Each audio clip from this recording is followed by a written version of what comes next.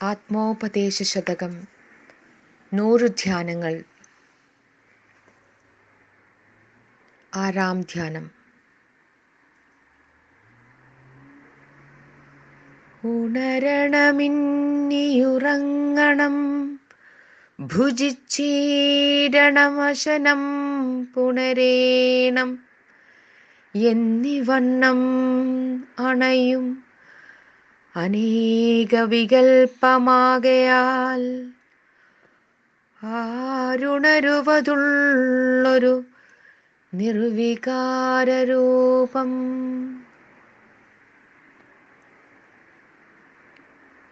സൂര്യൻ ഉദിക്കുന്നു, അസ്തമിക്കുന്നു.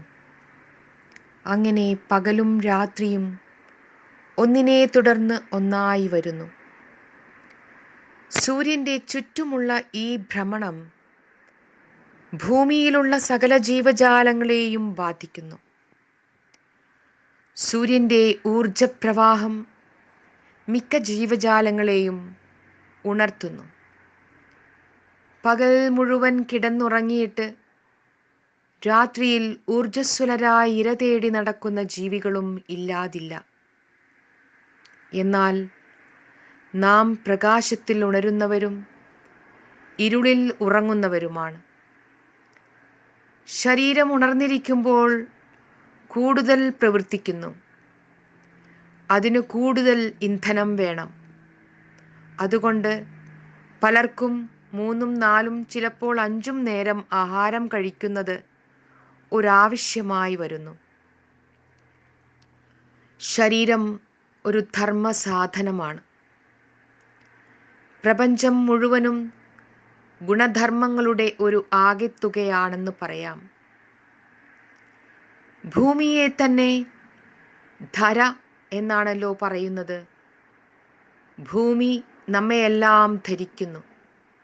അതുപോലെ ഭൗതികമായ നമ്മുടെ ശരീരത്തിൻ്റെയും മനസ്സിൻ്റെയും ഓരോ ഘടകവും രചിക്കപ്പെട്ടിരിക്കുന്നത് ഓരോ പ്രവർത്തനത്തിനും സജ്ജമാക്കിയ രീതിയിലാണ്. ഹൃദയം രക്തചംക്രമണം ചെയ്യുന്നു. ശ്വാസകോശങ്ങൾ പ്രാണനെ വ്യാപരിപ്പിക്കുന്നു. കണ്ണുകൾ വെളിച്ചത്തെ പിടിച്ചെടുത്ത് രസകരമായ രൂപങ്ങളെ രചിക്കുന്നു.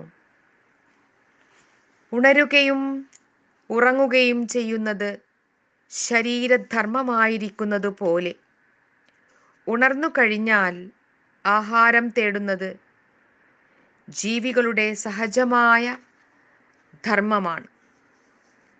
ഓരോന്ന് നേടുമ്പോഴും മനസ്സും ഇന്ദ്രിയങ്ങളും അതിൽ നിയോഗിക്കപ്പെടുന്നു. അതുകൊണ്ടാണ് ശരീരം ഒരു ധർമ്മസാധനമാണെന്ന് പറഞ്ഞത്. ജീവിത സന്ദർഭങ്ങളിലേക്ക് മനസ്സ് തനിയെ ഒഴുകിച്ചെല്ലുകയോ വലിച്ചിഴക്കപ്പെടുകയോ ചെയ്യുന്നു. അപ്പോഴെല്ലാം ഓരോ മൂല്യമായി ബാഹ്യവിഷയങ്ങൾ കണ്ണിൻ്റെ മുൻപിൽ വരുന്നു. അഥവാ വിഷയങ്ങളെല്ലാം അർത്ഥപുഷ്ടിയുള്ളതായിത്തീരുന്നു. ഇതാ പലഹാരം, ഇത് രുചിയുള്ളതാണ്, എനിക്കിപ്പോൾ വിശപ്പുണ്ട്, ഞാൻ ഇത് കഴിക്കും. ഇങ്ങനെ ധർമ്മസാധനമായ ശരീരവും മനസ്സും താല്പര്യങ്ങളുടെയും വിഷയങ്ങളുടെയും അർത്ഥത്തിലേക്ക് തിരിയുമ്പോൾ ബാഹ്യവിഷയങ്ങളിൽ ഇരിക്കുന്ന അർത്ഥം പ്രിയങ്കരമായോ അപ്രിയമുളവാക്കുന്നതായോ തോന്നും. പ്രിയത ആഗ്രഹത്തെ ജനിപ്പിക്കുന്നു. ആഗ്രഹത്തെ കാമം എന്ന് വിളിക്കുന്നു. എല്ലാ പ്രിയതകളിലും വെച്ച് വലുത് ആത്മാവിലുള്ള പ്രിയതയാണ്. ആത്മാവ് എല്ലാറ്റിലും വ്യാപിച്ചിരിക്കുന്ന പരമസത്യമാണെങ്കിലും ലൗകികമായ വേർതിരിക്കൽ മൂലം ആദ്യം അത് സ്വശരീരത്തിൽ മാത്രം ഇരിക്കുന്ന പ്രിയതയായി കാണപ്പെടുന്നു. പിന്നീട് പാലൂട്ടിയും ഉമ്മവെച്ചും വാത്സല്യം കാണിക്കുന്ന അമ്മയോടുള്ള പ്രിയതയായി അത് വികസിക്കുന്നു. അച്ഛനും സഹോദരങ്ങളും അതിൽ ഉൾപ്പെടുന്നു. പിന്നെ കളിത്തോഴരിലേക്ക് ആ പ്രിയത വ്യാപിക്കുന്നു. പ്രിയത തോന്നുമ്പോൾ രണ്ടു ശരീരം എന്ന വിചാരം പോകുന്നു.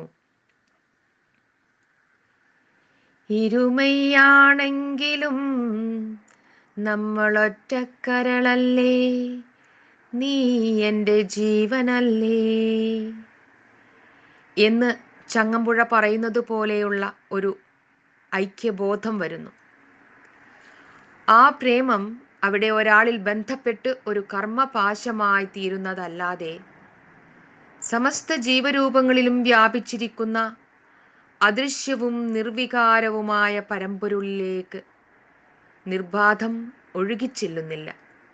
അതുകൊണ്ട് ധർമ്മം, അർത്ഥം, കാമം എന്നിങ്ങനെ പടിപടിയായി ദാമ്പത്യം വരെ വന്നു ചേരുന്നവർ കർമ്മപാശത്തിൽ കുടുങ്ങി ആത്മാവിൻ്റെ സർവതന്ത്ര സ്വതന്ത്രത അറിയാതെ ദിവസം പ്രതി പെരുകി വരുന്ന പ്രാരബ്ധത്തിലേക്കു തന്നെ കുതറി വീണു പോകുന്നു.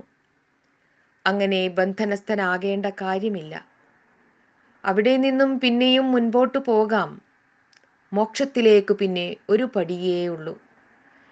എല്ലാ വാതായനങ്ങളും തുറന്നു തരുന്ന പരമപ്രേമമായ ഭക്തിയെ ഉപാസിക്കുക. ഓരോ ദിവസവും നമ്മുടെ ജീവിതത്തിൽ ധർമ്മവും അർത്ഥവും കാമവും ഉണർന്നു വന്ന് കർമ്മബന്ധത്തിൽ സ്തംഭിച്ചു പോകുന്നതായി തോന്നിയാൽ അതിൽ നിഹിതമായി വരുന്ന പ്രിയതയെപ്പറ്റി മനനം ചെയ്യണം. എല്ലാ പ്രിയതയുടെയും അടിസ്ഥാനം ആത്മാവിൻ്റെ സഹജസ്വരൂപമായ ആനന്ദമാണ്. ഓരോ സന്ദർഭത്തോടും ചേർന്നു നിൽക്കുന്ന ധർമ്മത്തെയും അതിൻ്റെ അർത്ഥത്തെയും അതുണ്ടാക്കുന്ന കർമ്മത്തെയും ശ്രദ്ധിച്ചു നോക്കി അവയോട് ആത്മാവിൻ്റെ ആനന്ദസ്വരൂപത്തെ ഇണക്കി വെച്ച് മോക്ഷത്തിലേക്ക് നയിച്ചുകൊണ്ട് തന്നെയിരിക്കണം.